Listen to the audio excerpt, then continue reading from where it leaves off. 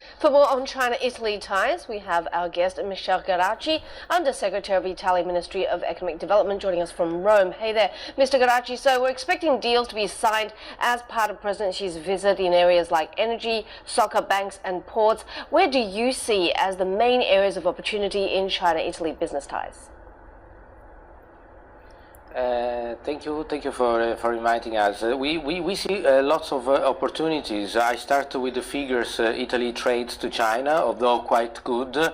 It is not quite at the level of other European countries. Italy exports 13 billion, France, the UK about 19-20. So we already have a gap of 6 to 7 billion that we would like to fill in one hand. On the other hand, we also want investment flows even in the direction of Italian companies wanting to invest in China.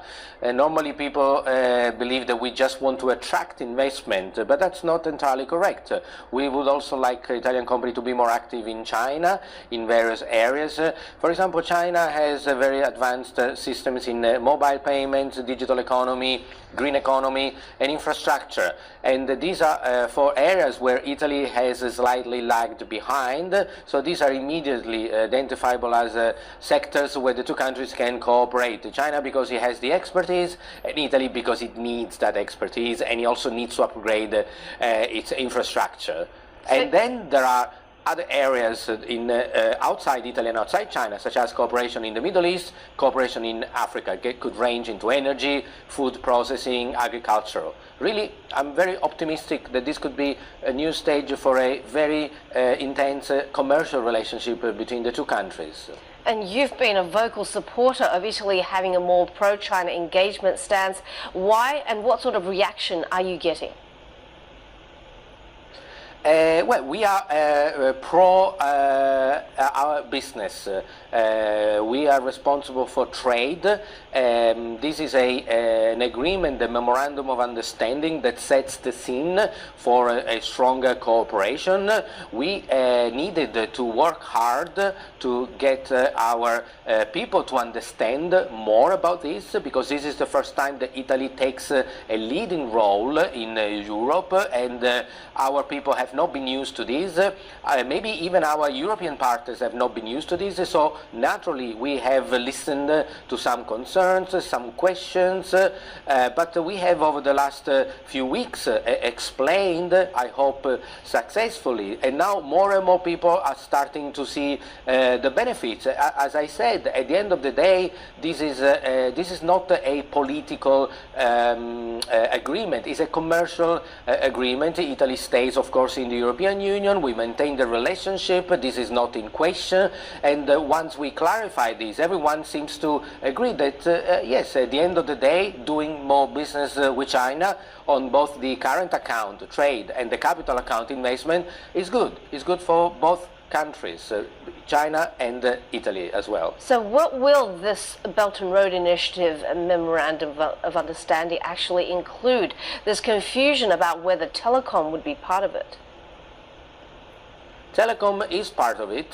There are no specific projects. It's just a list of industrial sectors, and in fact almost all of them, but there is also people's exchange, cultural exchanges, and there is also a very important reference to reciprocity, level playing field, transparency, and very important, climate change.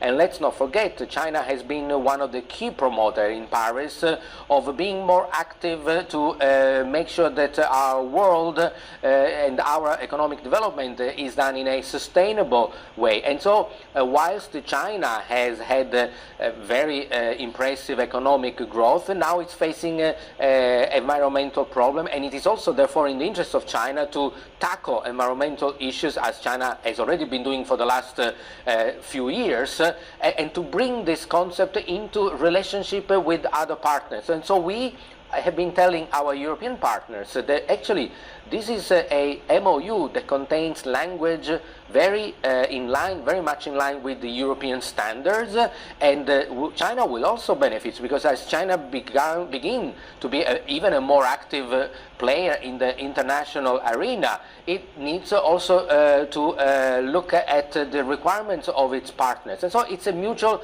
learning exercise. While we learn more about how to do business in China, China will learn more on how to do business in Europe. And of course, China investment in Europe is in the range of a couple of hundred, almost 300 billion. So China is not newcomer to Europe. In fact, in Italy, there's been acquisition of Pirelli, Syngenta in Switzerland by ChemChina. So China has been doing a lot of investment already in Europe. But now we are tackling a new area, as I said, the green, transport, and climate issues. So are Italian companies going to be active enough in getting involved in the Belt and Road Initiative in order to benefit the economy in Italy, which is technically in recession?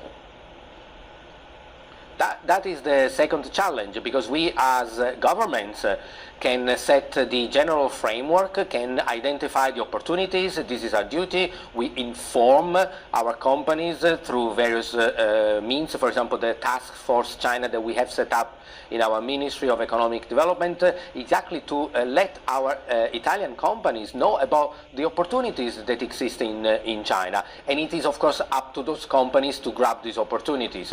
And in order to facilitate this, on Friday, we are organizing a number of B2B forum between large Italian companies and large Chinese companies. That's the traditional Italy-China business forum.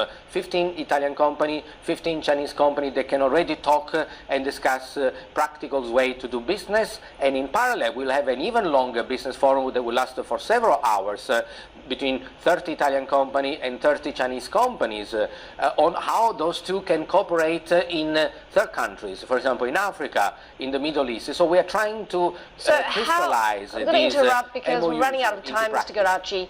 But how is Italy addressing intense concerns in Brussels and Washington about the country joining the Belt and Road Initiative?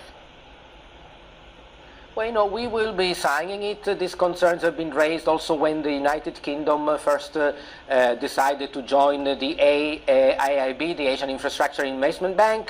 There was also criticism. The US criticized, other European countries were skeptical, and then all one by one signed the agreement. In Europe, 28 countries are members of the AIIB, and within the European Union, Italy is not the first country to sign a Belt and Road MOU. It is already half of EU member states that have already signed. So I didn't hear criticism in the past when the other 13 countries signed it. And so, as I said, this is Italy taking a leading role, and I'm sure that the remaining European countries will soon start the benefits, and so the concerns will disappear, and more countries may join the BRI.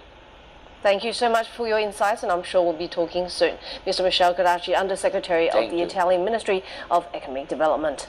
A commentary from China Radio International.